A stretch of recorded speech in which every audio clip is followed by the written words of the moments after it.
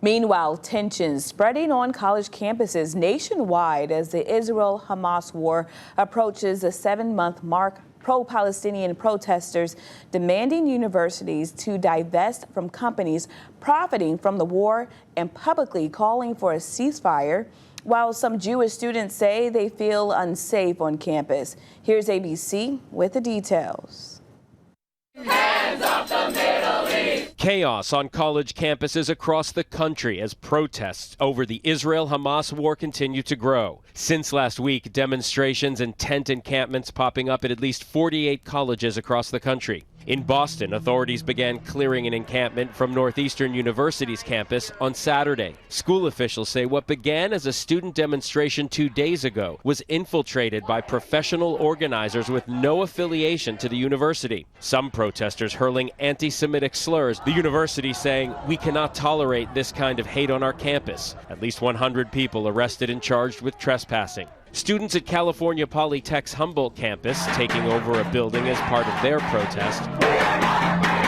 The school telling ABC News protesters are demanding, among other things, the school disclose all holdings and collaborations with Israel, cut ties with all Israeli universities, divest from companies and corporations which are profiting from the Israel-Hamas war, and publicly call for a ceasefire. At George Washington University in the nation's capital, the school says anyone who remains in University Yard risks temporary suspension and being barred from campus. We are here to stay. We will not give up.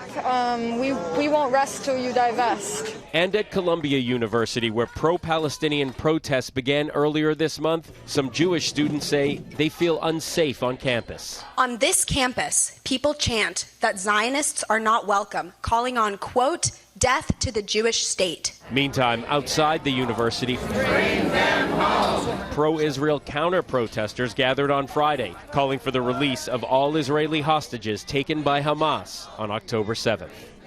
Columbia's Senate, which includes both faculty and students, voted to create a task force to look into the administration's leadership during these protests, including the decision to call in the NYPD last week.